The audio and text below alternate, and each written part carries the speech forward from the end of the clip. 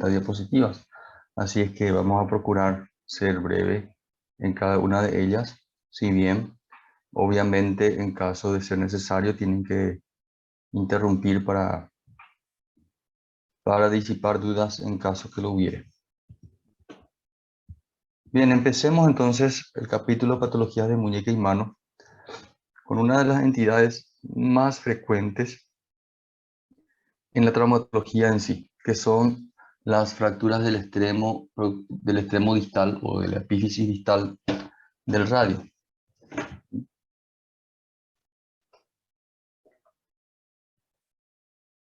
La primera descripción del patrón de la fractura de muñeca o del extremo distal del radio, EDR, fue realizada por un cirujano antiguo llamado Coles en 1814.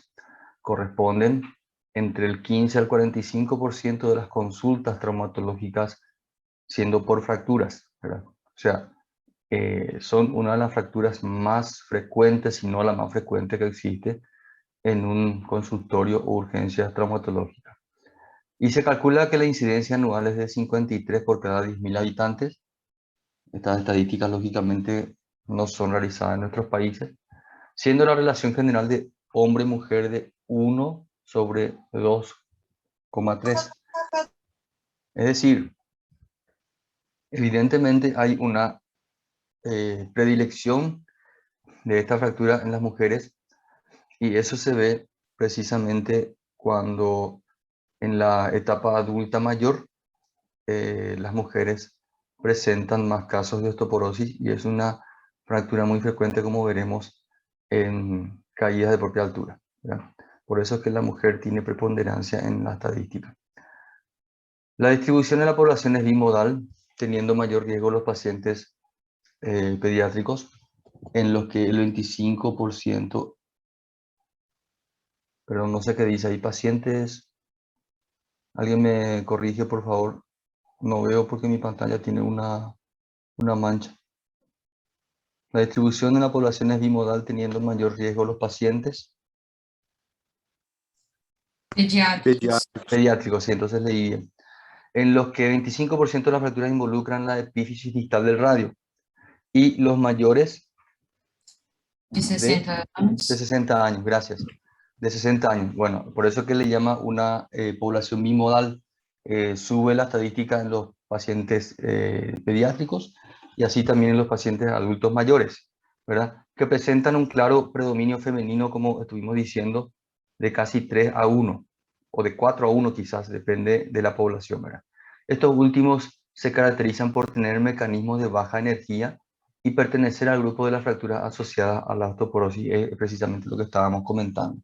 Otro grupo interesante de analizar son aquellos pacientes de 20 y 40 años que presentan baja incidencia, pero están asociadas a lesiones más complejas, secundarias a mecanismos de alta energía. Esto ocurre generalmente en la mayoría de las fracturas, ¿verdad? Que la población joven, adulta joven, si bien tiene un hueso mucho más resistente,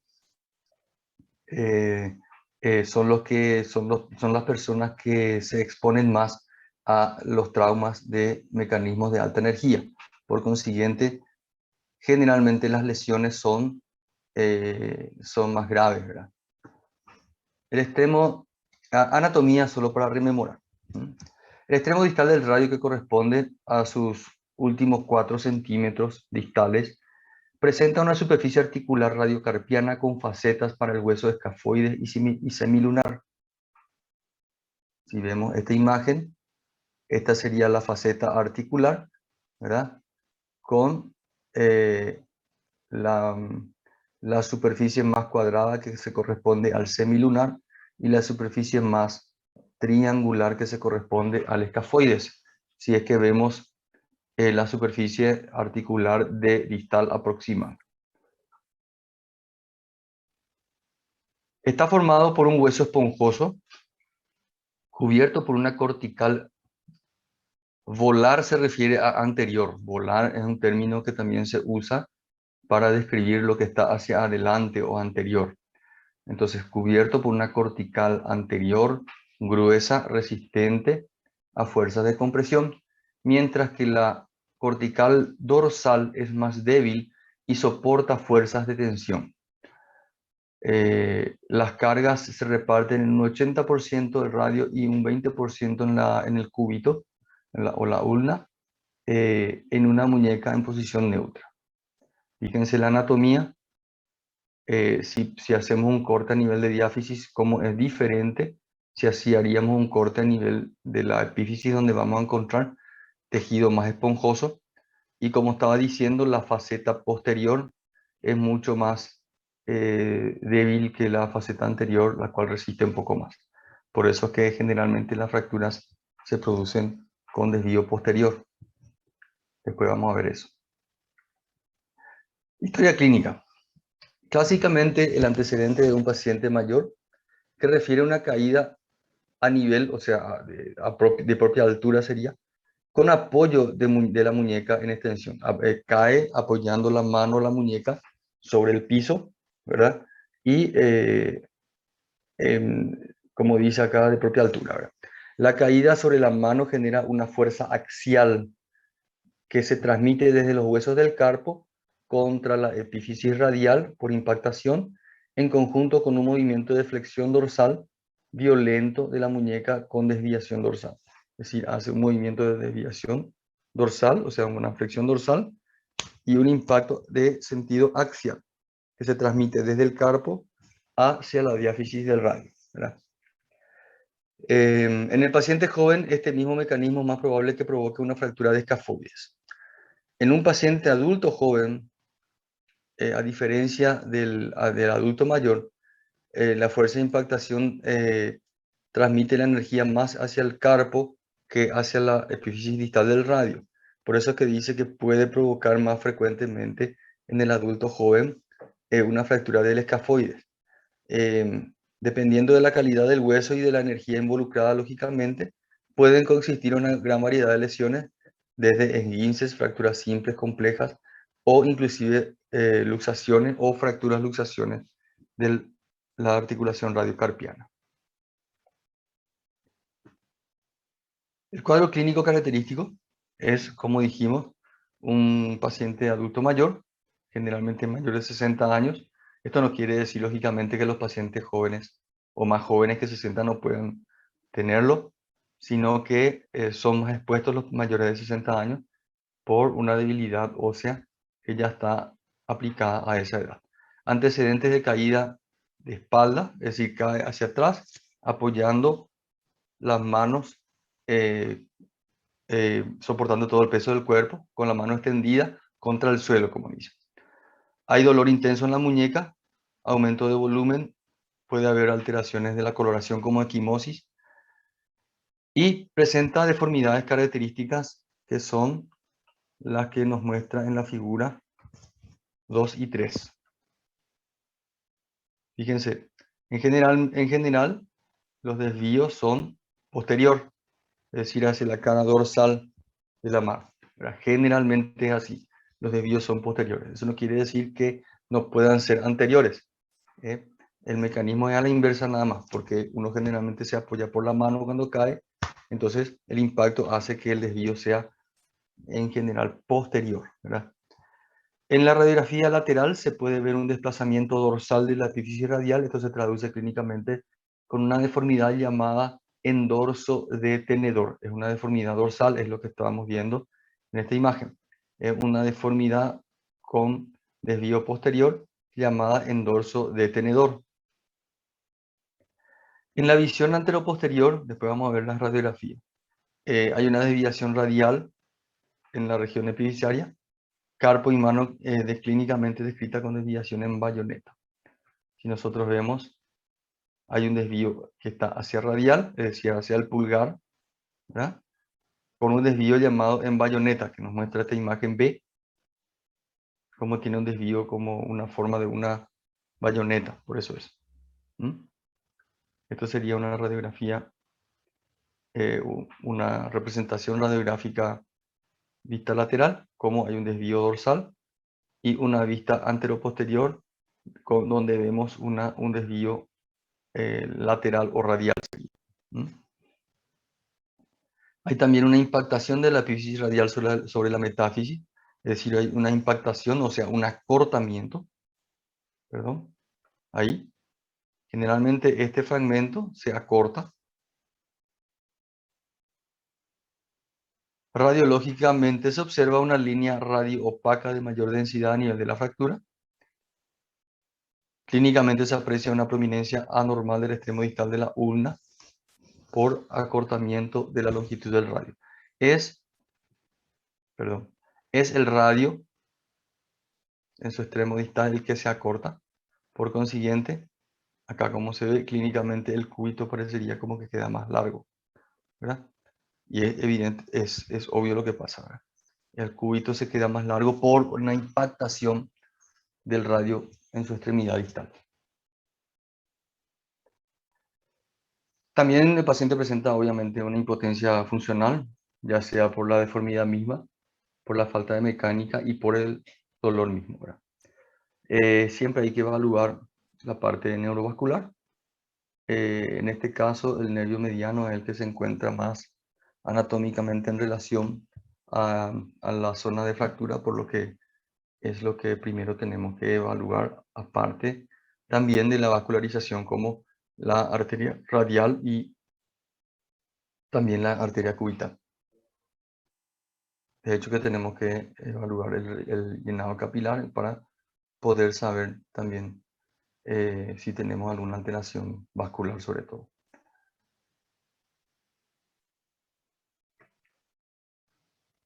La imagenología. Se debe solicitar radiografías de muñeca mínimamente anteroposterior y lateral con el propósito de objetivar lo que estamos buscando, ¿verdad? Vemos en las figuras 3 y la figura 4. Vamos a ir escribiendo.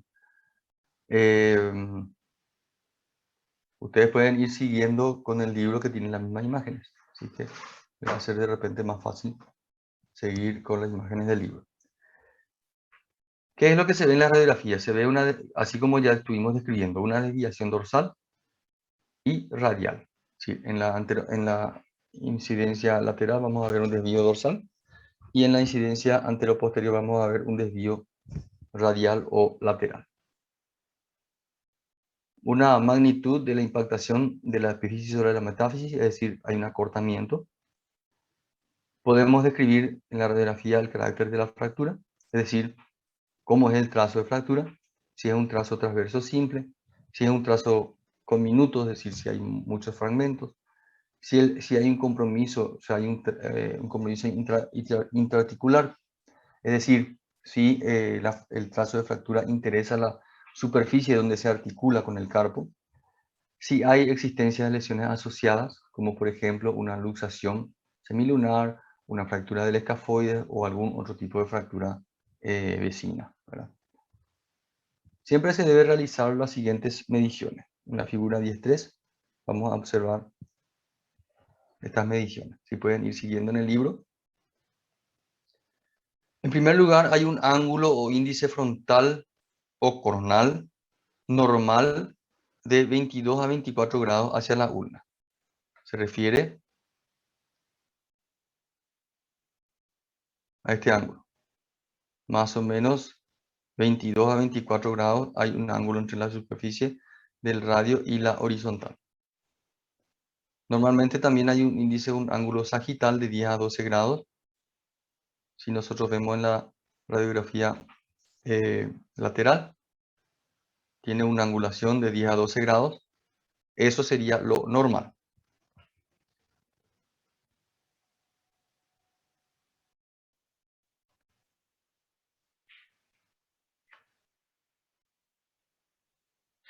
Un segundito porque me parece que hay un error acá.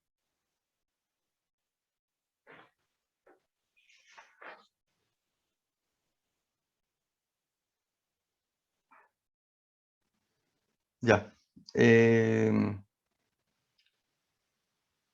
La varianza ulnar es lo que no sé a qué se está refiriendo.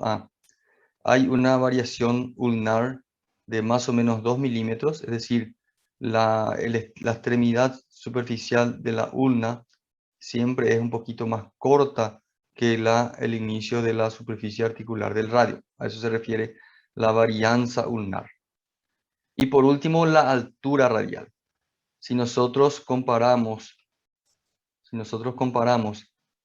el extremo mismo de la apófisis estiloide, de la apófisis estiloide, digo bien, del cúbito versus la apófisis estiloide del radio, siempre vamos a encontrar una distancia más o menos de 1 centímetro. 10 milímetros dice acá, que sería lo mismo que 1 centímetro. Eso nosotros podemos comprobar inclusive tocando nuestras extremidades, ¿verdad? Nosotros tocamos así y vemos que el extremo distal del radio es más distal que el extremo distal del cúbito. Este es un parámetro semiológico inclusive que a nosotros nos hace evaluar muy bien el examen físico la existencia o no de fractura, la existencia o no de acortamiento, ¿verdad? Y inclusive después de realizar las maniobras de reducción, si es que realmente estamos logrando o no una reducción adecuada, ¿verdad? Claro que tenemos hoy en día las imágenes radiográficas que nos ayudan, pero esto es semiológicamente muy aplicable, ¿verdad?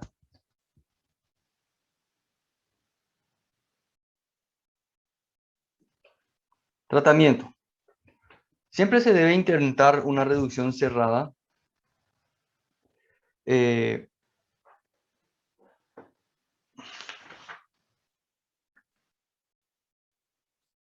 Con el fin de lograr parámetros anatómicos aceptables, ¿verdad? O sea, todos esos parámetros normales que al principio vimos son los parámetros que debemos recuperar, de ser posible. Sin embargo, obviamente existen algunos casos donde el tratamiento no va a ser suficiente si es que lo realizamos en forma cerrada y debemos recurrir a los procedimientos quirúrgicos, ¿verdad? Restaurar los parámetros anatómicos nos permitirá obtener una muñeca sin dolor, funcionalmente buena para la movilidad y para la fuerza, y minimizar el riesgo de las futuras apariciones de artrosis secundarias a esta fractura. ¿Cuál sería el tratamiento ortopédico? Sería aplicar lógicamente analgesia, uso de AINES endovenoso para controlar el dolor.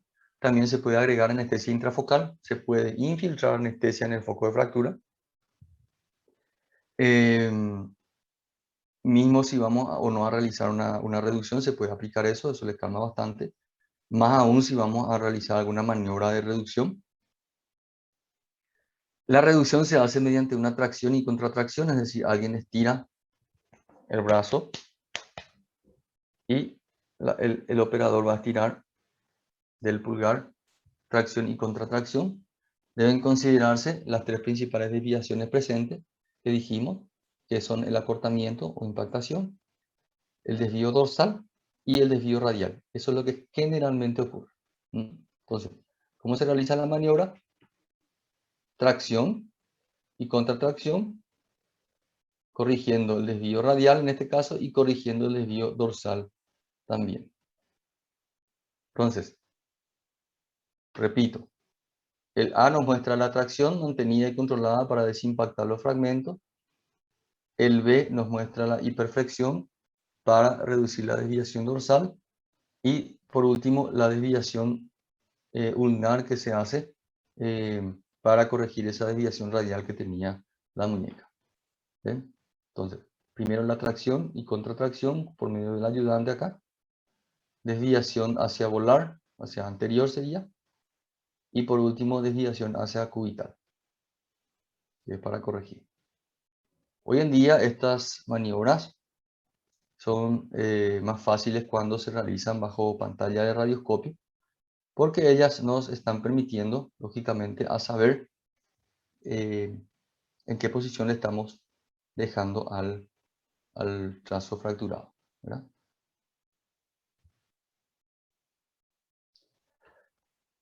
Una vez realizada la reducción, se debe inmovilizar con un yeso braquiopalmar bien moldeado, con una desviación ligeramente hacia ulnar y en flexión. ¿Para qué? Para mantener la reducción. El yeso puede ser cerrado o abierto dependiendo de la magnitud del edema de partes blandas. Si se decide dejar un yeso cerrado, el paciente debe ser controlado dentro de las 24 horas para descartar signos de compresión. Porque si uno hace un yeso cerrado, con el transcurrir de las horas puede ocurrir que el miembro, en este caso, se edematice y aumente la presión dentro de ese compartimiento cerrado que le hicimos, que es el yeso, y puede ocasionar mucha compresión y puede desenvolver hasta inclusive un síndrome compartimental, por lo que debemos alarmar al paciente de acudir al centro y controlarlo de 24 a 24 horas. También se puede utilizar una valva en U, o sea, una férula de yeso, que logra una inmovilización solamente parcial. Esto generalmente se hace cuando el paciente va a ser sometido a una cirugía, cuando el tratamiento es parcial, ¿verdad? Esto permite una forma temprana de evaluar tratamiento quirúrgico, así como dije, ya que con la fractura inestable se perderá la reducción dentro de los primeros días. El tratamiento con inmovilización con yeso después de la reducción solamente se hace en los pacientes que tienen fracturas que se quedaron establemente reducidas luego de la reducción cerrada, ¿verdad? En caso contrario, se deberá someter a una cirugía. Se hace una radiografía luego de la reducción. Esto permite objetivar el resultado de la reducción, ¿verdad? Y para volver a medir los índices anatómicos que habíamos descrito antes. Se hace un seguimiento. Dijimos, ¿verdad? Generalmente se pide al paciente que vuelva a las 24 o 48 horas y luego a las una semana como para ir evaluando si la reducción se mantiene en su lugar, es decir, si fue estable, porque si no es estable debemos estabilizarla mediante algún otro procedimiento. ¿Qué pasa si ocurre la pérdida de la reducción? Es lo que dije, refleja una fractura inestable y por lo cual un eventual tratamiento quirúrgico. Si se mantiene la reducción, en este caso se mantiene el yeso lógicamente por 3 semanas, siempre controlando radiológicamente semanalmente. Pasada la tercera semana, si la evolución clínica ha sido favorable, es posible cambiar el tratamiento a un yeso antebraquiopalmar. Es decir, se hace 3 semanas con yeso braquiopalmar y después se completan otras 3 semanas más con un yeso ya antebraquiopalmar. ¿Quién me puede decir, ya que estamos comparando ambos tipos de yeso? El yeso, ¿por qué se usa en un comienzo el yeso braquiopalmar y luego se puede pasar al yeso antebraquiopalmar? ¿Quién me puede decir, por favor?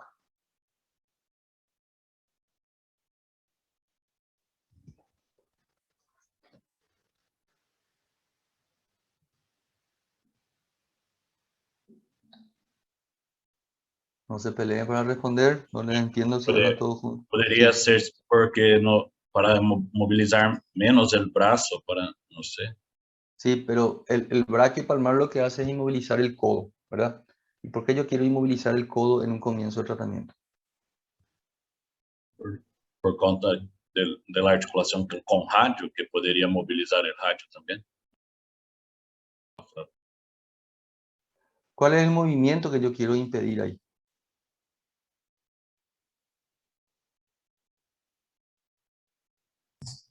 Flexión, extensión. ¿Cómo? La pronación, supinación del antebrazo. Sí, el movimiento de pronosupinación es el que yo debo impedir. Ese es el movimiento que facilitaría un desplazamiento de mi fractura distal del radio, si yo permito mover esto. Cuando yo hago un yeso braquiopalmar, ese movimiento de pronosupinación está impedido, no se puede hacer. Cuando yo le acorto el yeso y le pongo antebraquiopalmar, el movimiento de pronosupinación ya es posible. Esa es la diferencia.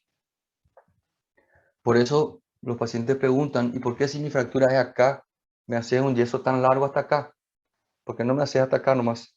Es la pregunta.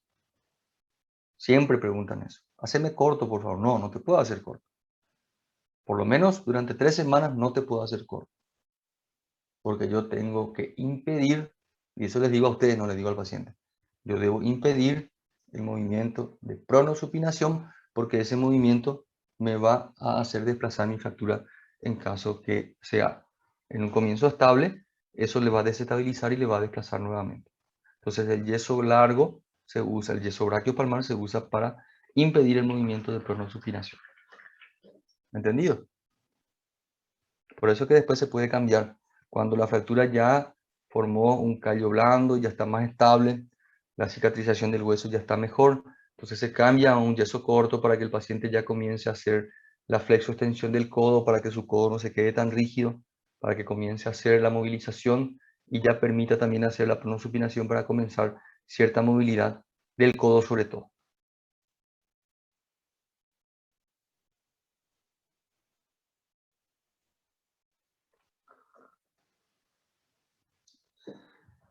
Esto es muy importante. Durante todo el periodo que dura el tratamiento ortopédico es fundamental hacer hincapié en los ejercicios de movilidad activa de los dedos. Desde el comienzo, el yeso antebráqueo palmar es hasta acá. Se dejan libres los nudillos de las manos. Las articulaciones metacarpofalángicas tienen que quedarse libres, justamente para que no impida el movimiento de los dedos. ¿En qué nos beneficia los movimientos de los dedos? Nos benefician que favorece la funcionalidad posterior de los dedos, sobre todo porque los dedos inmovilizados se vuelven muy rígidos, muy rápidos, y luego para recuperarlos es muy, muy difícil. Entonces, ayuda a que no se vuelvan rígidos los dedos, y también los movimientos de los dedos hace que se movimenten los músculos del antebrazo, ayudando tanto a la circulación arterial como al retorno venoso, impidiendo también que se edematice demasiado, por consiguiente, evitando síndromes de compresión, ¿verdad? Que pueden inclusive llevar a síndromes compartimentales, sobre todo en las primeras horas y los primeros días de haber transcurrido desde el inicio del caso.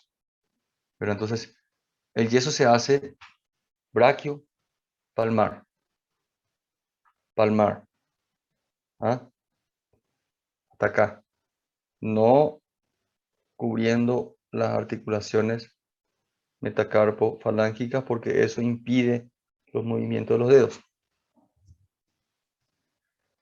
El tratamiento quirúrgico, si es que lo fuere necesario, se lo realiza en caso de tener inestabilidad de la fractura, es decir, si la fractura no se queda en su lugar a pesar de las maniobras que realizamos, ¿verdad? Y hay algunos criterios llamados de Lafontaine, los cuales nos permiten saber si son inestables o no nuestras fracturas. Irreductibilidad o pérdida de reducción de los controles radiológicos, sobre todo en pacientes jóvenes y activos. Se prefiere el tratamiento quirúrgico.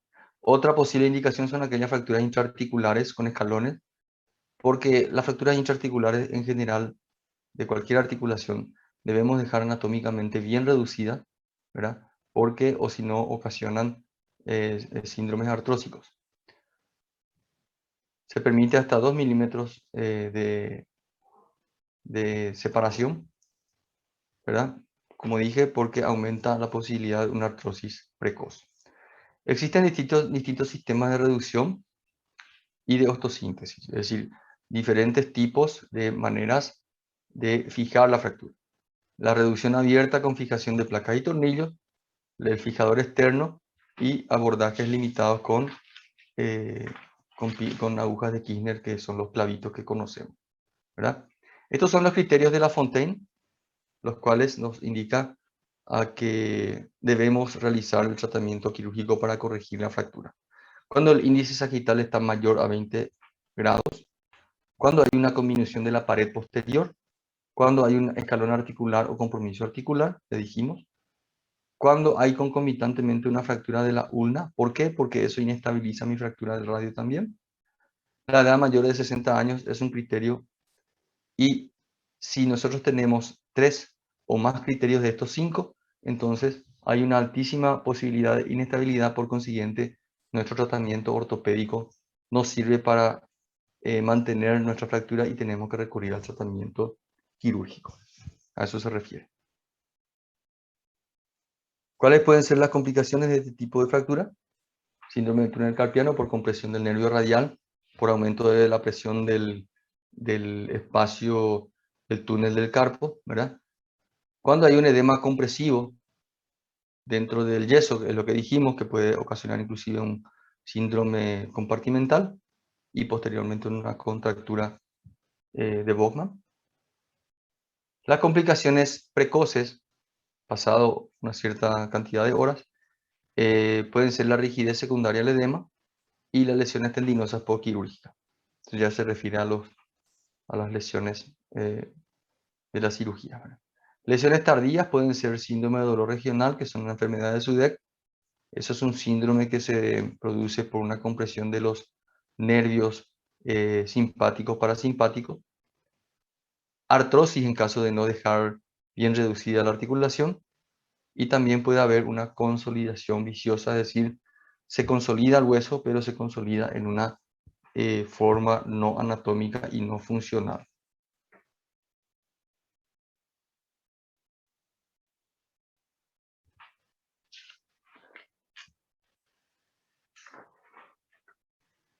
Muy bien, esta es la entidad más frecuente de esta región. Por consiguiente, debemos entenderla bien y debemos saber bien cuáles serían los manejos, ¿verdad? Los manejos en la urgencia generalmente son, como su nombre lo dice, de urgencia. Lo que se debe realizar es una inmovilización, por lo menos con una férula, en caso de que no se pueda realizar inmediatamente el procedimiento de reducción, ¿verdad? Y si tenemos criterios de inestabilidad y ya sabemos que el tratamiento va a ser quirúrgico, entonces debemos inmovilizarla con una férula y esperar su momento de la cirugía, ¿verdad? Se hace una programación de la misma, ¿verdad?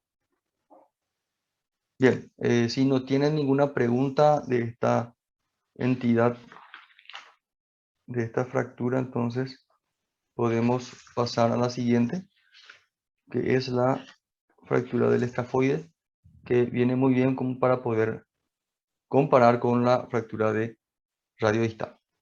¿No tienen preguntas? No, profe. Bueno, vamos a seguir entonces.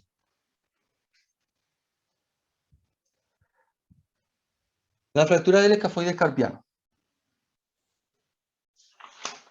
corresponde a la fractura más frecuente de los huesos del carpo. De los 8 huesitos que tenemos en el carpo, la más ampliamente más frecuente que se fractura es el escafoide, ¿verdad? El escafoide es el hueso que, si contamos de radial a cubital, es el primer hueso de la primera línea del carpo, ¿ya? ¿Se acuerdan que el carpo tiene 2 líneas de 4 huesos? O sea, 8 huesos en total. Y si contamos de radial de radial a cubital, o sea, de afuera para adentro, es el primer huesito. Vamos a ver, ven ahí. La primera línea de radial a cubital, si contamos, es el primer hueso, ¿tá? Comúnmente se produce esta fractura por mecanismo de mediana energía en adultos jóvenes. La fuerza es más transmitida hacia el escafoides que hacia el radio distal en las personas jóvenes. En las personas adultas mayores difícilmente vamos a encontrar una fractura de escafoides, vamos a encontrar más una fractura de radio distal, porque a ese nivel la impactación y la energía absorbe más fuerza y la quiebra más fácilmente. En este caso, la fractura del escafoides, como se produce por mecanismos de alta energía, ya no está relacionada con la osteoporosis como estaba relacionada con la fractura del radio distal. Es más frecuente en los hombres. ¿Por qué? Porque se supone que son los hombres los que se arriesgan más, digamos, a los traumas de alta energía. Son los que más se caen de la motocicleta, son los que más se caen en trabajos pesados, etc. La zona que más frecuente se fractura es la cintura del escafoide, ¿verdad?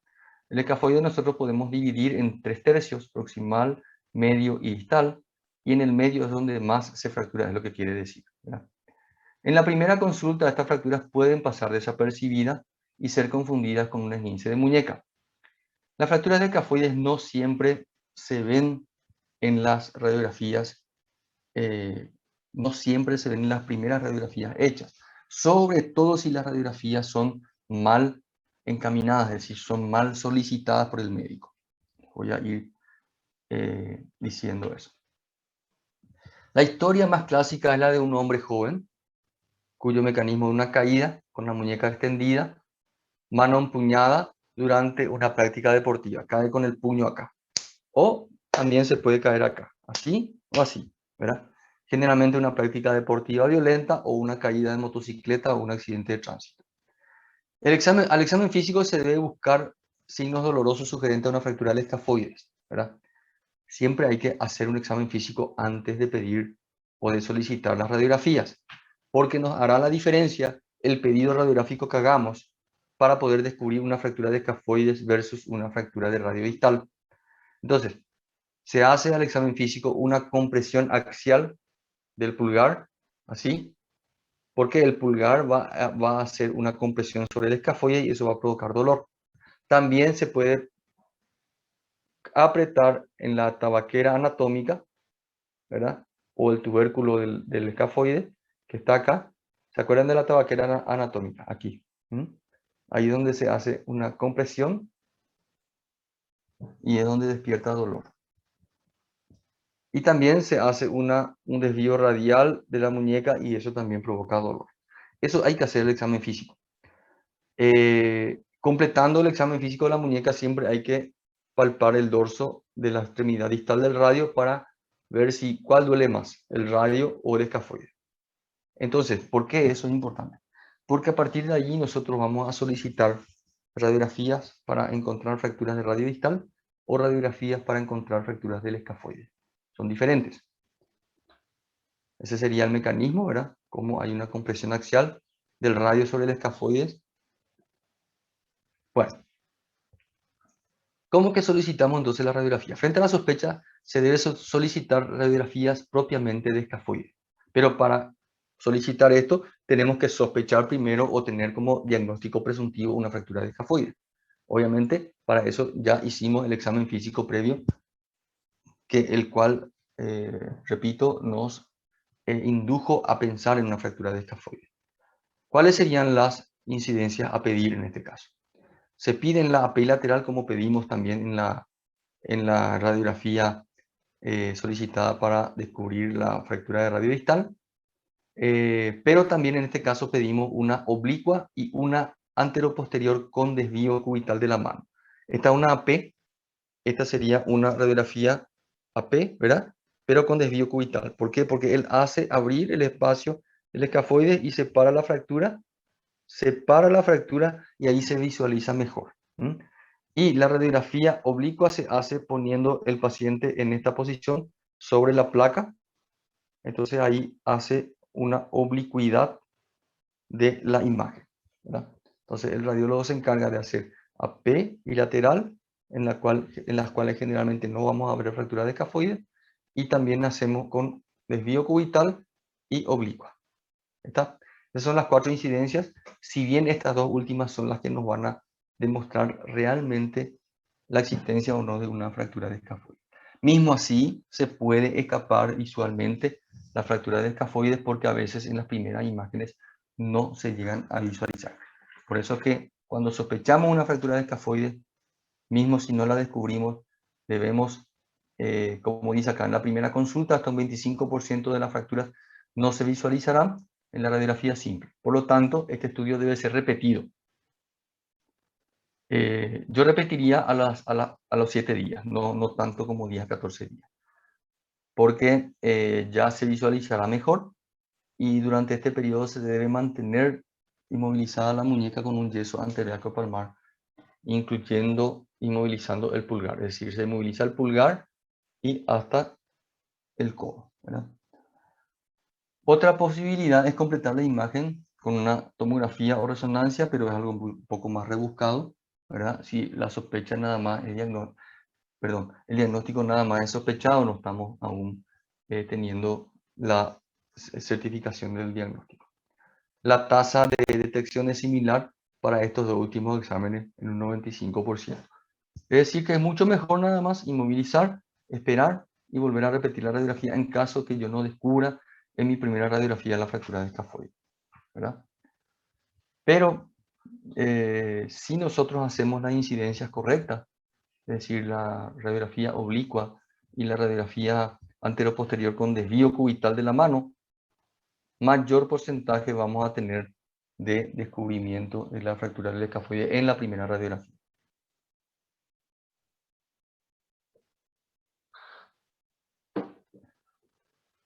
¿Cómo se clasifica este tipo de fractura? Según el sitio y según el desplazamiento. Predice la posibilidad de no unión y la aparición de necrosis avascular. ¿Por qué eso ocurre? La no unión, o sea, que no se una este hueso, así como la necrosis avascular, se relacionan directamente con el tipo de irrigación. Este huesito tiene una irrigación terminal y retrógrada, es decir, viene de distal a proximal.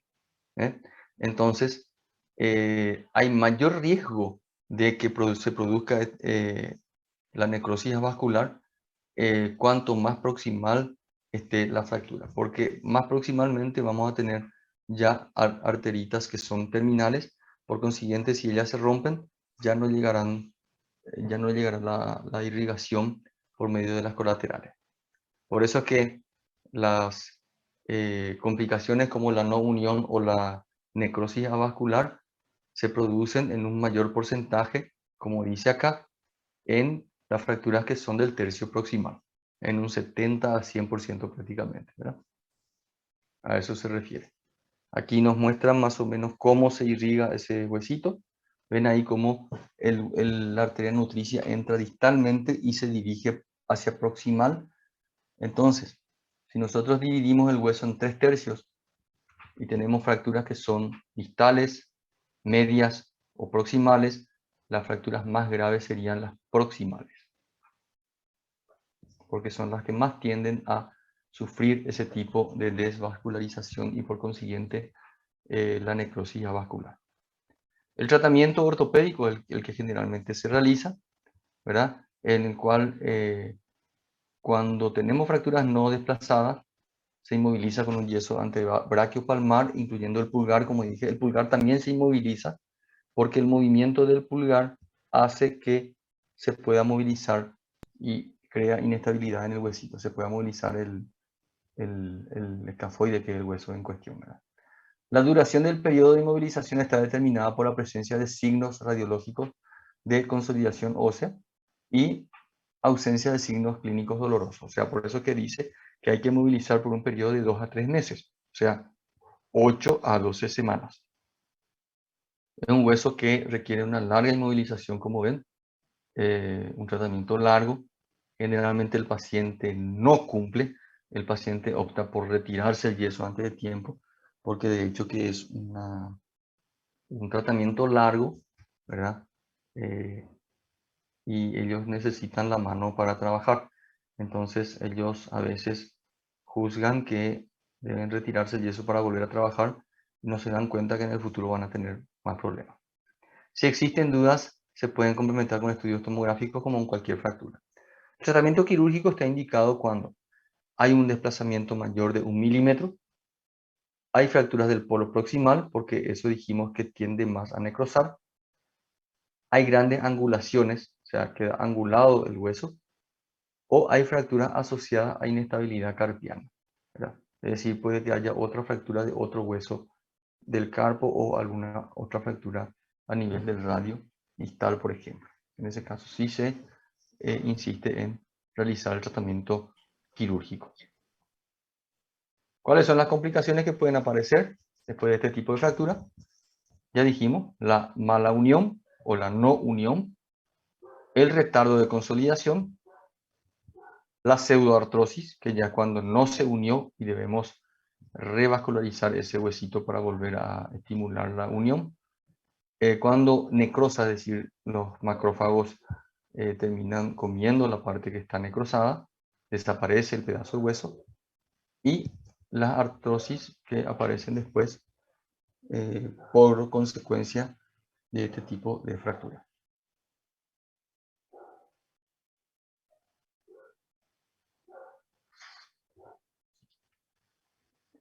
Bueno, si no tienen ninguna pregunta, ustedes entendieron bien la comparación que les hice. Sobre todo, me parece muy importante entender la comparación que se debe hacer en el examen físico, ¿verdad? Y para poder solicitar la radiografía y poder descubrir estas dos estos dos tipos de fractura que son bastante frecuentes, ¿verdad? ¿Se entendió bien la diferenciación? Por favor, si me pueden decir. Sí, doctor. Vieron cómo hay ciertas diferencias, ¿verdad? Tanto en la edad que se presenta y al examen físico, sobre todo, cómo se pueden descubrir las sospechas diagnósticas que se corroboran después con los pedidos radiográficos. Por eso es a veces errado el hecho de pedir solamente una radiografía AP y lateral de muñeca, siendo que sospechamos de una fractura del escafoide, ¿verdad? Ahora, si sospechamos de una fractura de radio distal, sí, una AP y lateral serían suficientes.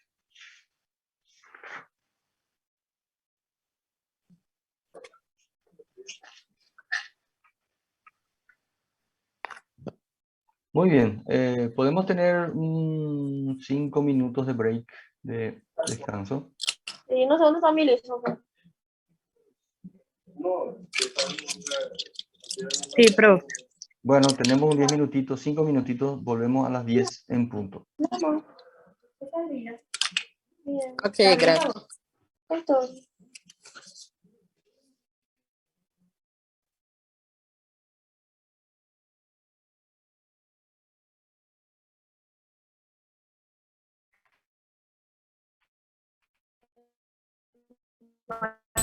Ese caucho, ¿verdad?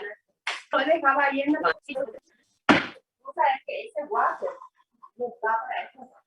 Dice que antes tenía otro water ahí, ¿verdad? En ese no tuvo los jóvenes tienen ese problema de que es un más puta. Ese ahí en la cosa, ese suelo, parece que no. Ahí está saliendo el agua.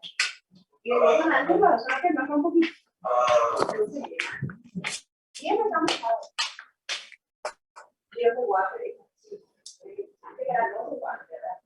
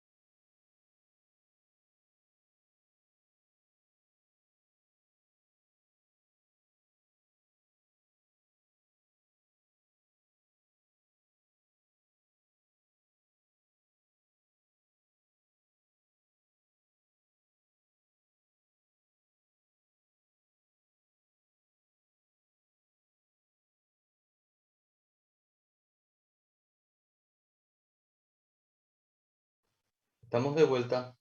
¿Ya volvieron? Sí, profe.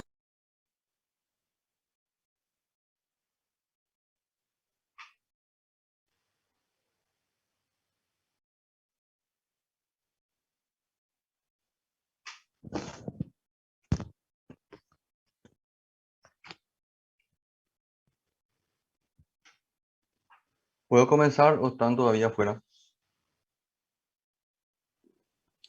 Puede, profe. Bueno.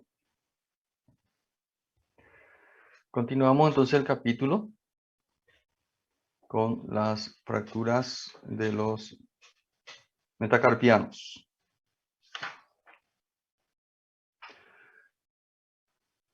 Epidemiología. Son la segunda fractura más frecuente de la mano. Suelen pasar desapercibidas en pacientes politraumatizados porque tomamos más énfasis en los huesos mayores y a veces se nos pasa examinar la mano, ¿verdad? Las más frecuentes son las del cuello del quinto, cerca de la cabeza,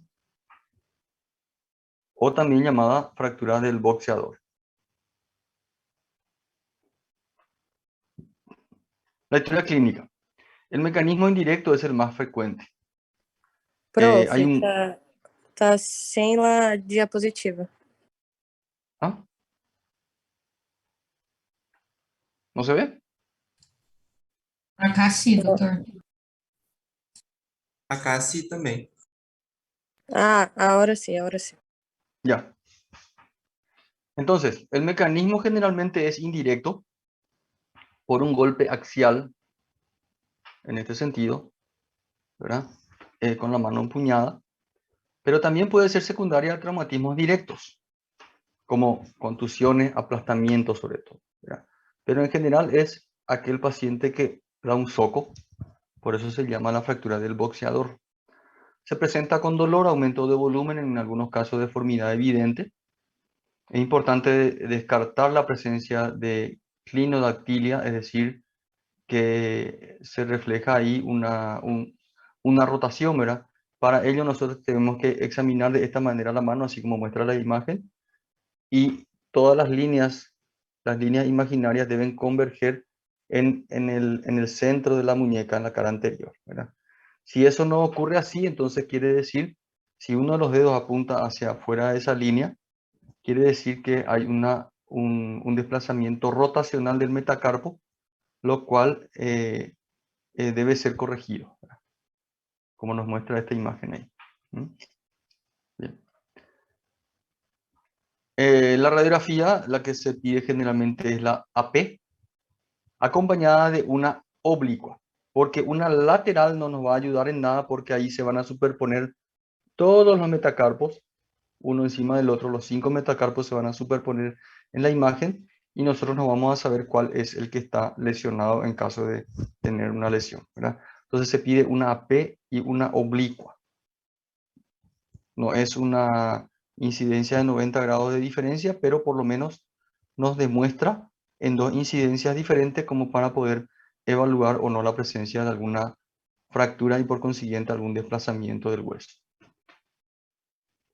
Solo se realiza la descripción en la clasificación, es decir, el rasgo de fractura, dónde está ubicado, el tipo de fractura, grado de desplazamiento, compromiso articular o no, etc.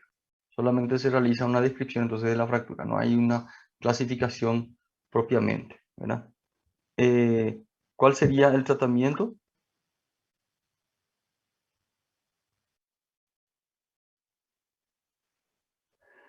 En la gran mayoría de los casos, estas fracturas tienen buenos resultados con el tipo de tratamiento ortopédico, ¿verdad? Con un yeso antebraquio palmar en posición de intrínseco plus, o sea, una extensión de la muñeca en 30 grados y una flexión metacarpo falángica de 70 grados, así más o menos. Esa es la posición en la cual se debe inmovilizar. Claro que la inmovilización debe incluir los dedos de la mano en este caso, como muestra la figura 10-11. Esa sería la angulación de la inmovilización en caso de tener este tipo de fractura. Permite la movilización precoz de los dedos, evitando la rigidez. terminando el periodo, durante 3 semanas, por eso dice, ¿verdad? Terminado el periodo de inmovilización debe iniciarse la rehabilitación.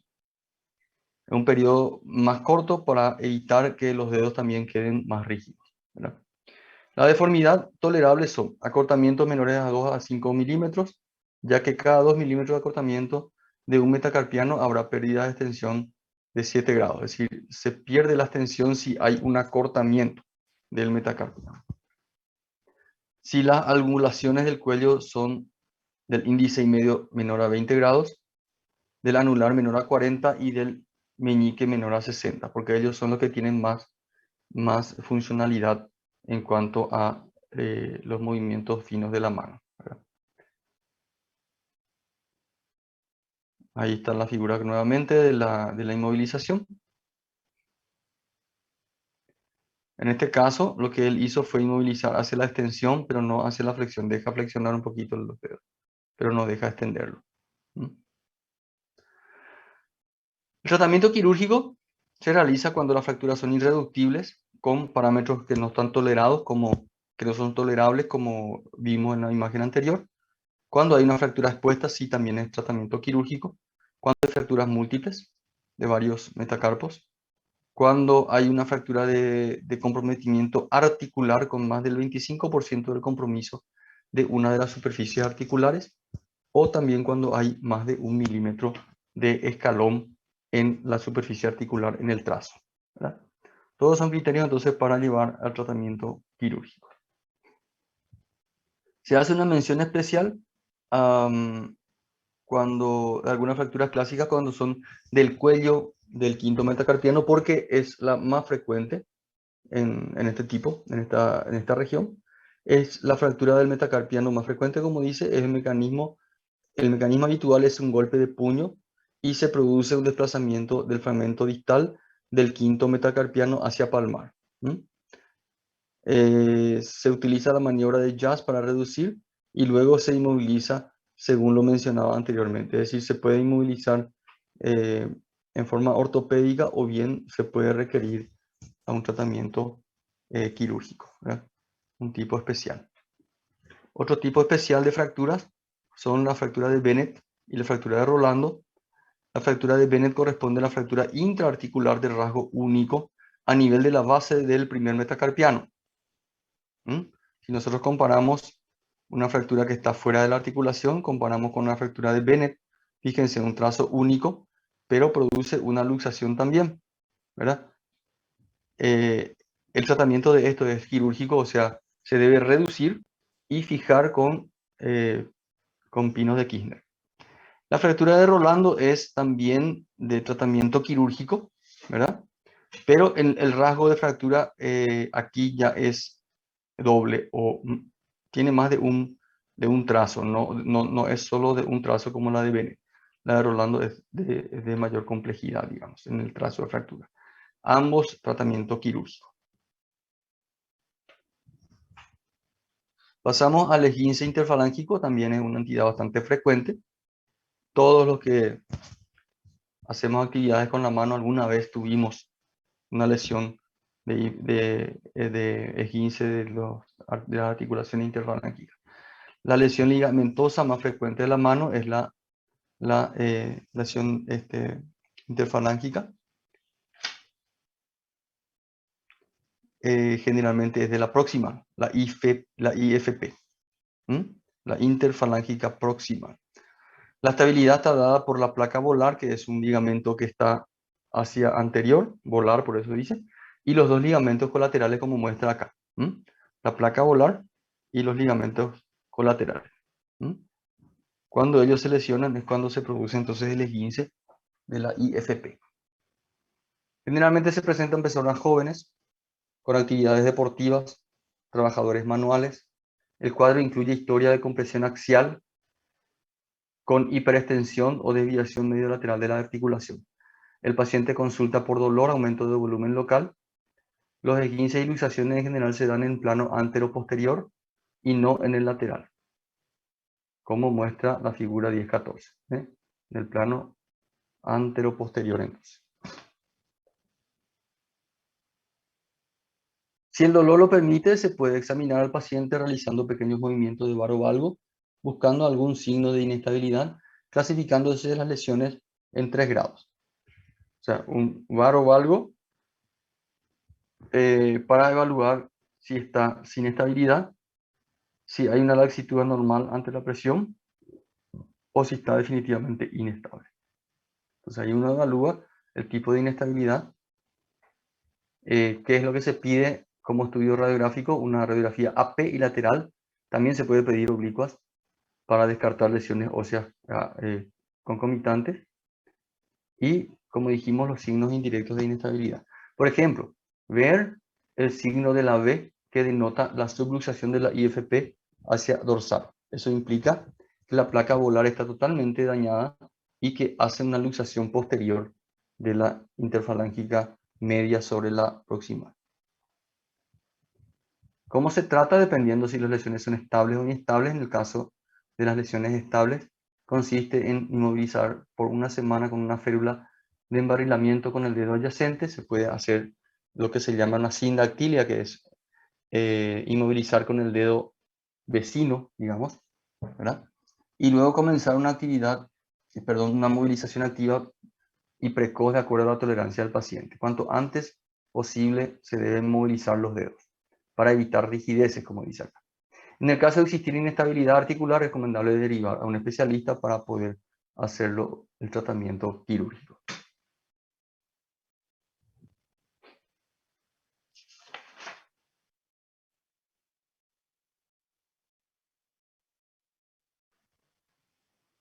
Fracturas de las falanges. Epidemiología. Son las fracturas más frecuentes de la mano. Antes que los metacarpianos están en frecuencia las fracturas de falanges. La más afectada es la F3, o sea, la falange distal se llama la F3. Falanges tenemos proximal, media, distal, ¿verdad? Entonces la más frecuente es la falange distal. Y pueden estar asociadas a lesiones de la lámina, del lecho ungueal, de la matriz ungueal y muchas veces, como son traumas por aplastamiento o golpes contusos, entonces puede provocar la exposición ósea inclusive, porque generalmente provoca heridas a ese nivel, ¿verdad? Mecanismos más frecuentes son caída con apoyo sobre la falange afectada o un golpe directo tipo aplastamiento, como estuvimos diciendo. Constituyen gran parte de las consultas en las instituciones que atienden accidentes laborales. La clínica se caracteriza por dolor, inflamación, deformidad e impotencia funcional del dedo afectado. En algunos casos se acompañan de daño de partes blandas, debiendo descartarse exposición ósea y lesiones vasculonerviosas y o tendinosas. Siempre hay que evaluar en su conjunto. Lógicamente se pide una radiografía anteroposterior y oblicua, pudiéndose pedir también una lateral, completando con imágenes focalizadas del dedo afecto. O sea, generalmente se pide específicamente del dedo que queremos ver, ¿verdad? Clasificación se basa en el tipo de rasgo de fractura, del grado y porcentaje de conminución de la superficie articular. A su vez se debe describir la presencia o no de luxación o subluxación de las articulaciones, como muestran las figuras que estamos viendo. Hay una especial mención acerca de la fractura de la base de la falange distal. Es una fractura con nombre propio, se llama fractura de mallet fracture.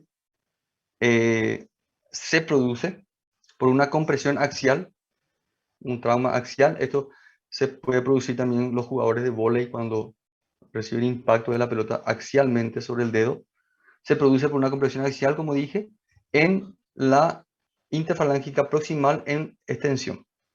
Perdón, en hiperflexión. O sea, él está en extensión, pero se hiperflexiona bruscamente, con lo que produce un arrancamiento de la inserción del extensor que se inserta justamente a nivel de la falange distal, y ahí produce esa fractura, que es una fractura de arrancamiento. ¿Verdad? Por una flexión brusca, el extensor es el que lo lleva hacia atrás, provocando esa fractura. La interfalángica distal queda en flexión sostenida, así, porque el extensor se soltó. Entonces se produce lo que se llama también el dedo de martillo. ¿Cómo se trata? Dependiendo del grado de de desplazamiento también se podrá realizar un tratamiento ortopédico si el dedo no presenta clinodactilia y si el grado de compromiso articular es de menos del 25%. Este consiste en un uso de férulas nada más, inmovilizadoras, se realiza en hiperextensión como para que se consolide la fractura. En el caso de las mallet fractures, si las fracturas abarcan al menos 50% de la superficie articular de la base de la falange proximal, de la falange distal, es posible realizar un tratamiento ortopédico con una férula en extensión, como estábamos diciendo, por 6 semanas y luego continuarlas con una férula nocturna. Si la fractura es expuesta e inestable o ante el fracaso de una reducción ortopédica, se recomienda un tratamiento quirúrgico mediante la estabilización por medio de agujas de Kirchner. Tornillos y placas generalmente ya no se usan porque son fracturas muy pequeñas. Bueno, pasemos a las lesiones tendinosas entonces.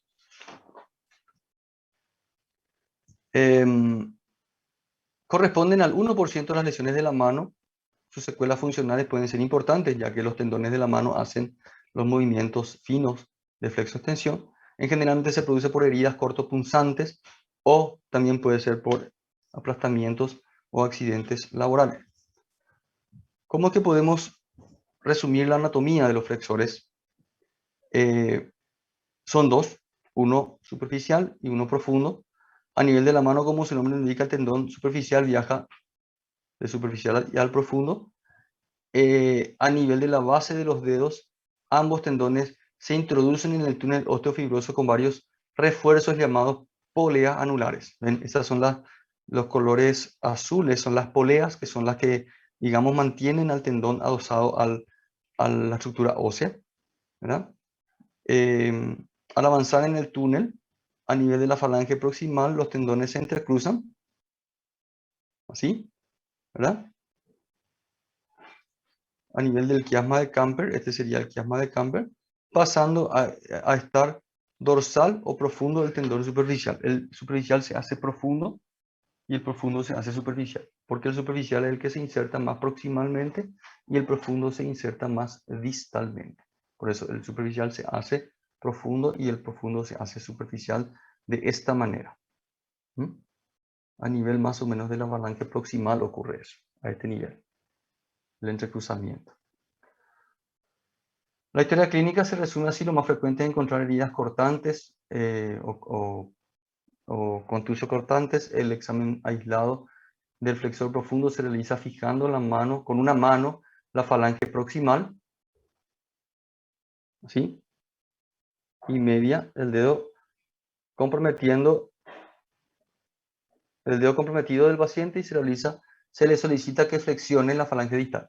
Sí, yo la atajo, la falange media, y si él puede flexionar, quiere decir que está indemne, o sea, no está dañado el flexor. Este sería el superficial y profundo.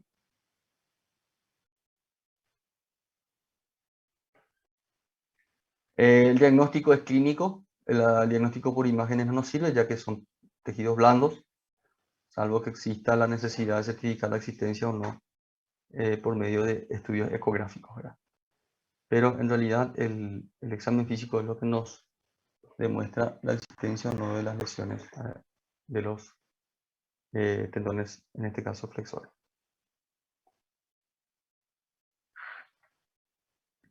Tratamiento definitivo es quirúrgico. Se debe primero lavar la herida, suturar la piel, y luego un especialista debe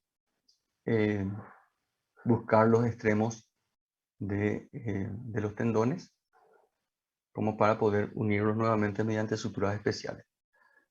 Cuanto antes se realice es mejor, porque la separación de los tendones por medio de la contracción muscular, luego de pasado cierta cantidad de días, entonces es muy difícil ya lograr conseguir una buena longitud de los mismos y poder suturarlos. Por eso que el tratamiento debe realizarse, como dice acá, idealmente antes de transcurrir las 2 semanas.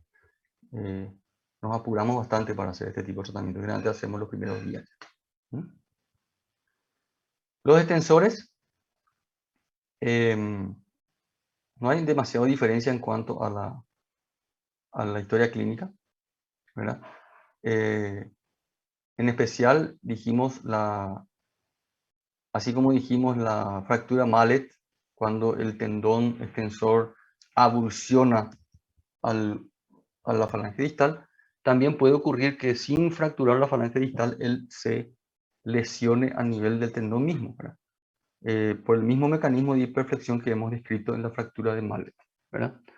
Entonces, en este caso también el dedito va a quedar en forma de martillo porque él está, la extensión está impedida, ¿verdad? Y el tratamiento es muy similar al caso de las fracturas, ¿verdad? Generalmente es quirúrgico, tratando de inmovilizar en hiperextensión para que el tendón vuelva nuevamente a colar sus extremos, ¿verdad? Bueno, pasamos entonces los tendones, vamos a ciertas entidades bastante frecuentes también, como son en este caso, el síndrome del túnel carpiano. El síndrome del túnel carpiano es un síndrome de atrapamiento nervioso, es decir, en el cual, como veremos, el nervio mediano, el que se ve más afectado, corresponde a una mononeuropatía causada por compresión mecánica del nervio mediano, que es el que transcurre en el túnel. Esta puede ser aguda, secundaria a una fractura del extremo distal del radio o el uso de fracturas del carpo, o puede ser crónicas debido a diferentes causas.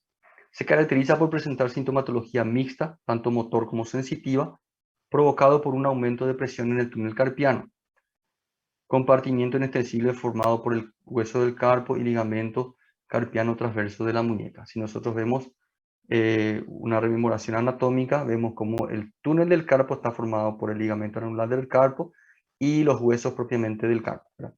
Dentro de este túnel transcurren todos los músculos flexores de la mano y también el nervio mediano. Cuando hay un aumento de presión a nivel de ese túnel, entonces es cuando se produce este síndrome de compresión del nervio mediano. Existen factores de riesgo extrínsecos como el embarazo, hipertiroidismo, insuficiencia renal, que hacen aumentar la presión dentro del túnel por edema. Y otros que son intrínsecos como la neuropatía diabética, artritis reumatoidea, gangliones, tumores, tendinopatías frecuentes asociadas a actividades repetitivas, generalmente del tipo laboral. Todos estos factores son factores que predisponen a tener este tipo de dolencia. La historia clínica clásica es el compromiso bilateral llega a un 65%. No todos tienen bilateral, pero sí un gran porcentaje. Suele presentarse con dolor, parestesia, paresia, que comprometen el pulgar, índice, medio y puede que comprometa también la mitad del dedo anular, es decir, toda la región que está inervada por el nervio mediano. Desde la mitad radial del anular hasta el dedo pulgar y incluyendo la cara palmar de la mano, ¿verdad? Clásicamente los pacientes suelen despertar por dolor. El dolor generalmente es nocturno. Hay hipoestesia, hay también comprometimiento sensitivo, como vimos, y disminuye con la movilidad o movilización activa de la extremidad. Es decir, en el reposo calma más que en la actividad. El paciente puede referir debilidad del pulgar, ya que hay debilidad también de los músculos tenarianos, que son los que realizan el movimiento de pinza y el movimiento de agarre. A veces el paciente cuenta que no puede sujetar un vaso, por ejemplo, que no puede y se le cae el vaso, entonces hay consulta. En caso muy severo puede existir una pérdida de sensibilidad y atrofia de los músculos de la eminencia tenar, como estábamos diciendo. Al examen físico existen algunos test provocativos que ayudan al diagnóstico, ¿verdad? Que son, por ejemplo, el signo de Tinel, que es la aparición de parestesia en el trayecto del nervio mediano al percutir el retináculo flexor. Es decir, hacemos una percusión a nivel del ligamento anular del carpo y eso provoca una sensación de un choque eléctrico en los dedos, en la mano y los dedos, y también una disestesia. Otro es el signo de Fallen, el que también despierta ese tipo de síntomas cuando realizamos una flexión pasiva máxima en forma sostenida por un minuto más o menos, de esta manera, ¿verdad? Le dejamos ahí. Si provocas alteración de la sensibilidad en la palma de la mano, entonces va a ser positivo. La compresión manual a nivel del carpo, la compresión a nivel del túnel acá, ¿verdad? Se aplica presión sostenida sobre el ligamento transverso del carpo y los síntomas se manifiestan después de 30 segundos de presión. Son los 3 signos que nosotros provocamos para diagnosticarlo, ¿verdad? ¿Cuáles son los estudios que se piden? Como dice, generalmente se basa en la historia clínica del examen físico. Sin embargo, existen algunos exámenes que se pueden pedir en caso de sospecha, que son la electromiografía, que es un estudio de evocación ¿cómo se dice? De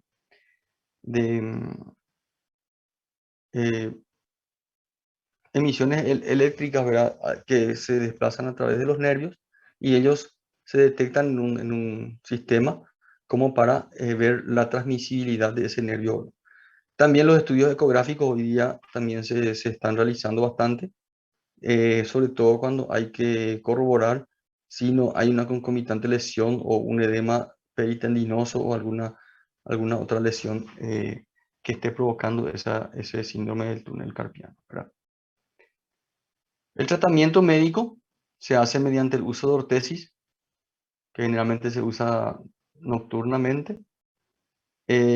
Los tratamientos analgésicos como los glucocorticoides o como las neuroanalgesias, ¿verdad? También pueden servir. Factores asociados al fracaso del tratamiento conservador puede ser una duración mayor a 10 meses. Cuanto mayor transcurrió, entonces menos va a tener resultado el tratamiento conservador. Mayor de 50 años, parestesias que ya son constantes, discriminación de 2 puntos mayor a 6 milímetros, o sea, cuando ya no se detecta la discriminación de la sensibilidad. El signo de Fallen positivo antes de 30 segundos ya es un signo de más gravedad. Latencia aumentada en el estudio de neurodiagnóstico, cuando ya la electromiografía nos demuestra que las amplitudes están muy aumentadas. El tratamiento definitivo generalmente es el quirúrgico, ¿verdad? Que es el de elección, sobre todo cuando los tratamientos ya son severos, en aquellos donde ya ha fallado el tratamiento conservador. Se puede realizar mediante un abordaje endoscópico o abierto. Consiste en seccionar el ligamento transverso del carpo. Lo que se secciona entonces es el ligamento transverso del carpo. Entonces ahí hace disminuir la presión dentro del túnel y eso descomprime ese nervio y automáticamente entonces comienza la regeneración del nervio. Si el tiempo transcurrido entre el inicio del síndrome hasta la cirugía es de varios meses, inclusive de años, entonces los daños del nervio mediano pueden ser irreversibles también. Por eso es que hay que decidir el tratamiento quirúrgico sin esperar demasiado. El síndrome del túnel ulnar o cubital es muy parecido al que acabamos de describir, solo que en este caso es otro nervio el comprometido y en otro sector anatómico, ¿verdad? El nervio ulnar se puede atrapar en varios puntos de su trayecto de su formación. El lugar más frecuente es el túnel epitrocleo-olecraniano. Epitrocleo-olecraniano. A mí se me ve muy bien. Aquí es donde transcurre el nervio cubital. Figura 1024, no sé si tengo acá. ¿Ven? Entre la epitróclea y el olecrano. Esta es la segunda neuropatía compresiva más frecuente después del síndrome del túnel carpiano, a ese nivel. Los síntomas se resumen con parestesia y debilidad de la musculatura intrínseca de la mano. Cuando el paciente no puede hacer este movimiento es porque hay una dificultad de la musculatura intrínseca de la mano. Dolor no tanto. Puede haber molestia a nivel medial del codo. Adormecimiento, sensación de disestesia, ¿verdad? A nivel de borde medial del antebrazo y de la mano, o sea, de los dedos anular y meñique. Disminución de la fuerza de puño y de la pinza lateral. Esto, y de la oposición. Dificultad para abrir botellas porque no se pueden cerrar los dedos. Dificultad para realizar actividades repetitivas que involucren la mano, porque los músculos intrínsecos están alterados. Síntomas que se observan durante la noche. Siempre a la noche es donde más se perciben ese tipo de problemas. Al examen físico, también hay a nivel tenar, una atrofia muscular, porque el músculo oponente está inervado por el nervio cubital. La sensibilidad del lado ulnar del dedo anular, acá, y del meñique. La fuerza de los flexores profundos de los dedos anular y meñique también están alterados. Los flexores de los últimos dedos. Signo de Wattenberg es la imposibilidad de aducir el meñique. Él no puede hacer esto, como les dije. Signo de Fromen, incapacidad de realizar una pinza lateral o toma de llaves. El paciente compensa con una pinza hecha con los pulpejos, la figura 10-25. Porque él no puede oponer. Entonces él trata de hacer esto. Él no puede hacer esto. Trata de compensar con el flexor. Desde provocación del tinel también se puede hacer lo mismo que hicimos acá en el túnel del carpo, podemos hacer acá y produce una cierta parestesia. El estudio diagnóstico es también como el anterior, electromiográfico, donde nos mide la velocidad de conducción, ¿verdad? Y nos resume la actividad del nervio a ese nivel. El tratamiento conservador consiste en modificar algunas posiciones, sobre todo las posiciones laborales, como por ejemplo hablar por teléfono, usar computadora, manteniendo el codo flexionado contra una superficie dura, etc. También se puede usar férulas que eviten la flexión extrema del codo durante el sueño. El tratamiento quirúrgico se basa en la liberación del nervio y la transposición del nervio fuera del túnel. Es decir, se abre y el nervio se saca de ese túnel y se lo transfiere hacia anterior. Entonces ahí el nervio queda menos elongado, sobre todo en los movimientos de flexo-extensión del codo. Se lo cambia, digamos, de posición en la anatomía. Muy bien. Ya estamos terminando las últimas patologías de esta región. Tenemos el llamado ganglión o quiste sinovial. Generalmente se produce en la muñeca, en la cara dorsal. Se presenta principalmente en las mujeres de mediana edad.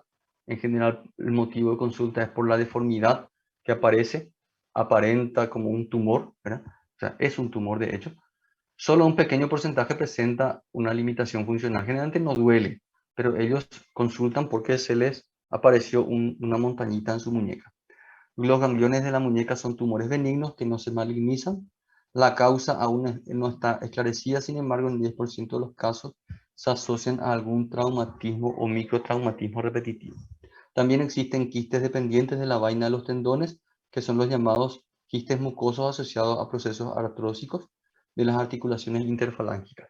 Acá entre los dedos también puede ocurrir eso, pero son secundarias a artrosis.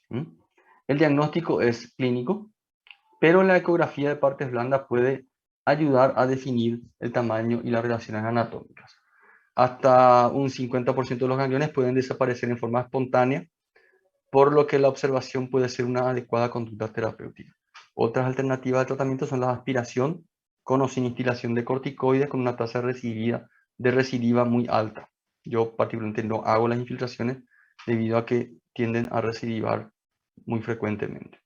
La excisión quirúrgica puede ser abierta o artroscópica en una alta tasa de recidiva que varía del 1 al 40%. Recidiva también, pero en menor porcentaje que en los tratamientos no quirúrgicos.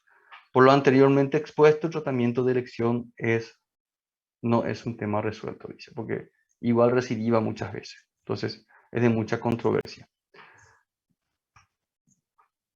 Tenosinovitis estenosante o dedo en gatillo. Corresponde a una inflamación o engrosamiento de las vainas de los tendones flexores que produce el atrapamiento y bloqueo del tendón afectado, generalmente a nivel de la primera polea flexora. El dedo más afectado es el pulgar. Se asocia a enfermedades sistémicas como diabetes, amiloidosis y artritis reumatoidea. Voy a ir un poquito hacia atrás a la imagen que estuvimos viendo para poder explicar un poquito en qué consiste esto. Bueno, si ustedes recuerdan, los flexores están sostenidos por estas poleas. Cuando estas poleas, por algún motivo, se engrosan, las poleas se engrosan, entonces las poleas son como puentes, impide el paso de los tendones y lo comprime, entonces los tendones se quedan atrapados.